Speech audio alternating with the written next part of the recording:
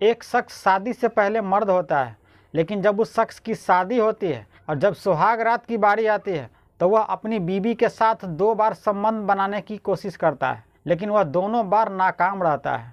और शादी की तीसरी रात वह शक्तिवर्धक दवा खाने के बाद अपनी बीवी के साथ संबंध बनाना चाहता है, लेकिन शक्तिवर्धक दवा खाने के बावजूद भी वह अपनी बीवी के साथ संबंध नहीं बना पाता है। लेकिन शादी की 7वीं रात अभी लड़की का हाथ का मेहंदी का रंग भी नहीं उतरा था कि वह शख्स अपनी बीवी के साथ ऐसा क्या चीज़ करता है कि उसकी बीवी की जान चली जाती है और वह खुद जेल चला जाता है। तब वह शख्स अपनी बीवी के साथ क्या क्या चीज़ करता है, कहानी में आगे जानेंगे। नमस्कार दोस्तों, मैं हूं अंकुश। आज की सच्ची कहानी जो आप सुन रहे हैं, यह कहानी पंजाब की अमृतसर की है। अमृतसर में एक 23 साल के लड़का रहता है। उसका नाम निशांत है। निशांत के घर में उसके माँ बाप और उसकी 2 बहन थी। निशांत से उसकी दोनों बहन छोटी थी। निशांत के पापा एक कंपनी में काम करते हैं और निशांत भी एक कंपनी में काम करता था। निशांत ठीक ठाक पैसा कमा रहा था तो उसकी ज़िंदगी ठीक ठाक चल रही थी, लेकिन निशांत को एक लड़की से प्यार हो जाता है। उस लड़की का नाम बबली थी। वह 21 साल की थी। निशांत उस लड़की से शादी करना चाहता है, लेकिन निशांत के माँ बाप इस शादी के खिलाफ होता है। लेकिन निशांत जिद पे अड़ जाता है और निशांत यह कहने लगता है कि जब शादी करेंगे तो बबली से ही शादी करेंगे। निशांत के माँ बाप निशांत को बहुत समझाता है। निशांत के माँ बाप लाख समझाने के बावजूद भी जब निशांत नहीं मानता है, तब निशांत की शादी 16 अक्टूबर 2016 को निशांत की शादी उसी बबली से कर देती है जिससे निशांत प्यार करता था। निशांत ने जो बबली से शादी करने का सपना देखा था, उसका सपना पूरा हो जाता है और निशांत से बबली की शादी हो जाती है। शादी के बाद दोनों बहुत खुश हो जाता है। अब इन दोनों की नई जिंदगी की शुरुआत करनी थी। निशांत अपनी मनपसंद की लड़की से शादी कर लेता है। अब बारी थी सुहाग रात की। शादी की पहली रात थी। बबली सेज पे बैठी हुई थी।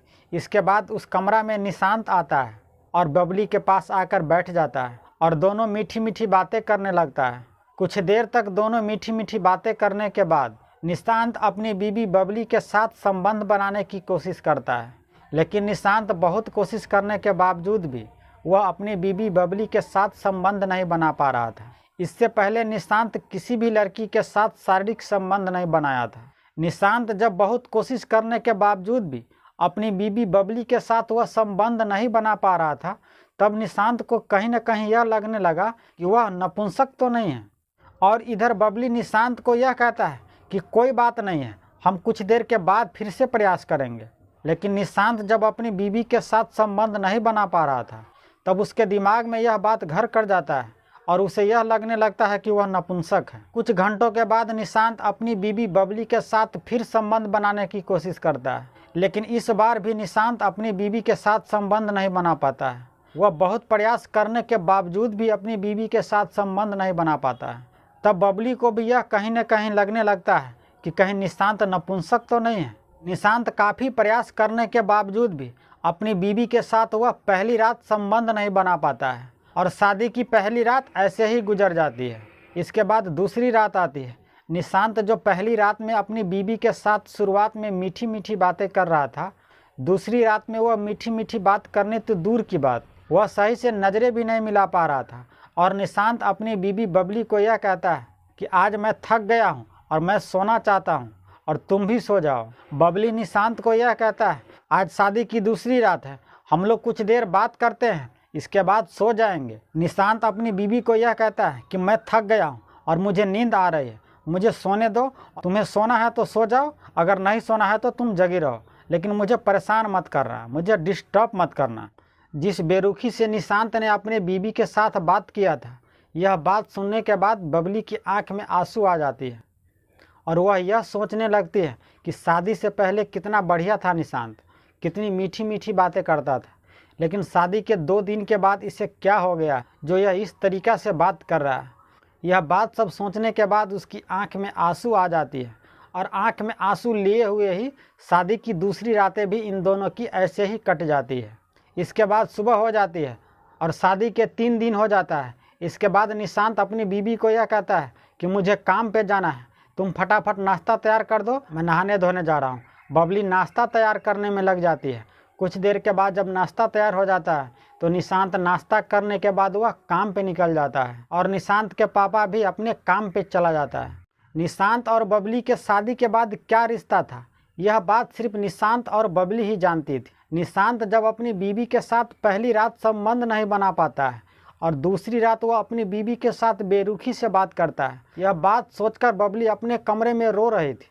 बबली के दिमाग में बार बार एक ही बात आ रही थी कि कहीं सचमुच में निशांत नपुंसक तो नहीं है जो मुझे इस तरीका से वह व्यवहार कर रहा है। यह सब सोचकर बबली छुप छुप कर पूरी दिन रोती है। दिन में बबली निशांत को एक बार फोन भी करती है, लेकिन निशांत उस वक्त भी बेरुखी से बात करता है और यह कहता है कि देखो तुम्हें जो भी कहना है तुम रात में कहना, मुझे अभी डिस्टर्ब मत करो, मैं काम कर रहा हूँ। और उधर निशांत के दिमाग में भी एक ही बात बार बार चल रहा था। उसे अंदर ही अंदर यह लग रहा था कि वह नपुंसक है। इसी नपुंसकता को दूर करने के लिए जब निशांत की छुट्टी होती है तो एक मेडिकल स्टोर में जाकर वह शक्तिवर्धक दवाई ले लेता है और इसके बाद वो अपने घर पे आ जाता है। रात का खाना खाने के बाद निशांत अपने कमरा में चला जाता है और अपनी बीबी को कहता है कि जब तुम आना तो साथ में दूध लेकर आना। और जैसे ही निशांत को यह लगता है कि उसकी बीबी कमरे में दूध लेकर आ रही है तो वह निशांत चुपके से वह शक्तिवर्धक दवाई अपनी मुंह में रख लेता है और उस दूध के साथ वह शक्तिवर्धक दवाई खा लेता है। यह बात अपनी बीबी को पता भी नहीं चलने देता है कि वह शक्तिवर्धक दवाई खाया है। और निशांत को कहीं न कहीं यह लग रहा था कि यह शक्तिवर्धक दवा आज काम करेगा। तब वह अपनी बीबी से माफ़ी मांगता है और अपनी बीबी को कहता है कि कल रात के लिए सॉरी। यह बात सुनकर बबली के चेहरे पर मुस्कुराहट आती है। वह सारी बातें एक पल में भूल जाती है और अपने पति को गले से लगा लेती है और इसके बाद दोनों एक दूसरे से मीठी मीठी बातें करने लगती है। और कुछ देर के बाद बबली अपने पति निशांत से कहता है कि आज शादी की तीसरी रात है, हम दोनों संबंध बनाते हैं। और निशांत को यह यकीन था कि आज शक्तिवर्धक दवाई काम करेगा, तो वो भी तैयार हो जाता है अपनी बीवी के साथ संबंध बनाने के लिए। लेकिन वह शक्तिवर्धक दवाई निशांत पे कुछ भी असर नहीं कर पा रहा था। कई घंटे बीत जाते हैं लेकिन वह शक्तिवर्धक दवाई निशांत पे असर नहीं करता है और वह तीसरी रात भी अपनी बीवी के साथ संबंध नहीं बना पाता है। बबली उदास मन से निशांत को यह कहता है कि देखो निशांत, आज शादी की तीसरी रात है और तुम एक बार भी संबंध नहीं बना पाए हो। ऐसा नहीं हो सकता है कि हम लोग किसी अच्छे डॉक्टर से सलाह लें, किसी अच्छे डॉक्टर से दिखाएं, इस समस्या से निजात पाए। जैसे ही यह डॉक्टर वाली बात निशांत सुनता है, कुछ घंटों पहले जो अपनी बीवी के साथ मीठी मीठी बातें कर रहा था उसे बहुत तेज का गुस्सा आता है और अपनी बीवी से यह कहता है कि देखो तुम अपनी सलाह तुम अपने पास रखो और बाहर में मैं जाकर यह कहूँ कि मैं नपुंसक हूँ, मैं अपनी बीवी के साथ संबंध नहीं बना पा रहा हूँ, यह आइडिया तुम अपने पास ही रखो और चुपचाप सो जाओ। शादी की तीसरी रात भी निशांत शक्तिवर्धक दवा खाने के बावजूद भी वह अपनी बीवी के साथ संबंध नहीं बना पाता है और तीसरी रात भी उन लोगों को ऐसे ही गुजर जाती है। ऐसे ही करके चौथी रात गुजरती है, पांचवी रात गुजरती है, लेकिन निशांत अपनी बीवी के साथ एक बार भी संबंध नहीं बना पाता है। ऐसे ही करके 6 दिन गुजर जाता है और इस बीच में निशांत अपनी बीवी से बातचीत भी करना बंद कर देता है। शादी की जब छठी रात होती है तब बबली का सब्र का बांध टूट जाता है और बबली निशांत से यह कहती है कि आज शादी के छठी रात है और मुझे एक दिन भी ऐसा नहीं लगा कि तुम मेरे हो। तुम मेरे साथ कई बार संबंध बनाने की कोशिश किए हो लेकिन एक बार भी कामयाब नहीं हुए हो। तुम्हें डॉक्टर से भी दिखाने के लिए कह रही हूँ लेकिन तुम डॉक्टर से भी नहीं दिखाना चाहते हो। कम से कम तुम मेरे बारे में भी तो सोचो। अगर कल को किसी को यह पता चले कि निशांत नपुंसक है तो मेरा क्या होगा। और निशांत चुपचाप यह सारी बातें सुन रहा था। निशांत डॉक्टर से दिखाना नहीं चाहता था। उसे यह लग रहा था कि लोग उसे मजाक उड़ाएगा, उसे मजाक बनाएगा कि देखो निशांत अपनी बीवी के साथ संबंध नहीं बना पा रहा है। इस डर के चलते वह डॉक्टर से दिखाना नहीं चाहता था। निशांत अपनी बीवी को कहता है कि देखो मुझे सोचने और समझने का कुछ वक्त दो। और इसी तरह से निशांत और बबली की शादी की छठी रात भी गुजर जाती है। बगैर संबंध बनाए हुए छठी रात भी गुजर जाती है और 7वें दिन भी निशांत काम पे चला जाता है। लेकिन निशांत के दिमाग में एक ही बात बार बार घूम रहा था। उसे यह लग रहा था कि आज न कल बबली सभी को यह बता देगा कि निशांत नपुंसक है और जब यह बात लोगों को पता चलेगा तब वह मेरा मजाक उड़ा देगा।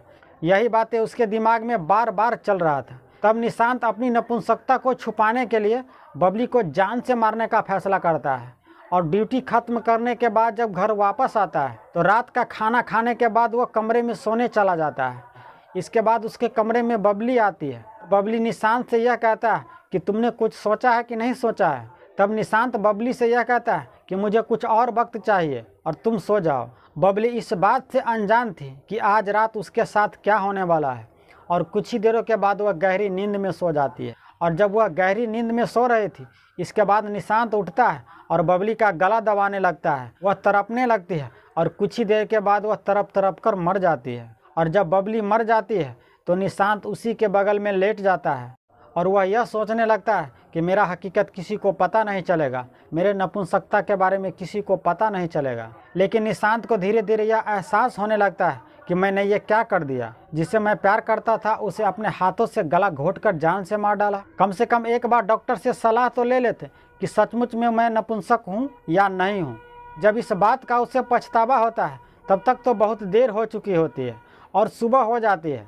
और निशांत सुबह में ज़ोर ज़ोर से रोने लगता है और बस एक ही बात को वह बार बार कह रहा था कि बबली मुझे माफ़ कर दो, मैंने कुछ नहीं किया है। ज़ोर ज़ोर से रो रहा था। तब निशांत के माँ बाप और उसकी बहन भागते हुए उसके कमरे में आता है और निशांत एक ही बात बार बार कह रहा था कि बबली मुझे माफ़ कर दो, मैंने कुछ नहीं किया है। निशांत के माँ बाप और निशांत की बहन यह देखती है कि बबली बेजान बिस्तर पे पड़ी हुई है और यह देखने के बाद वह सब भी रोने लगती है। और निशांत बार बार एक ही बात कह रहा था कि बबली मुझे माफ़ कर दो, मैंने कुछ नहीं किया है। निशांत के घर से रोने और चीखने की आवाज़ आसपास के लोग सुनता है तो फौरन निशांत के घर पे आता है और देखता है कि बबली बेजान पड़ी हुई है। उसी में से कोई अमृतसर पुलिस को फ़ोन कर देती है। मौके पे पुलिस आती है। इसके बाद निशांत के माँ बाप सारी बात बताता है। इसके बाद पुलिस निशांत को गिरफ्तार करके ले जाती है और जब निशांत से पूछताछ करती है तब वह सारा वही बात बताता है जो आप कहानी में सुने थे। तो यह थी आज की सच्ची कहानी दोस्तों। इस कहानी के माध्यम से हम किसी की भावना को ठेस नहीं पहुंचाना चाहते हैं, बल्कि हम आपको सतर्क और जागरूक करना चाहते हैं। तो अब आप दीजिए हमें इजाज़त। हम आपसे अगले वीडियो में मिलते हैं। तब तक आप अपना और अपने पूरे परिवार का ख्याल रखिए। जय हिंद, जय भारत।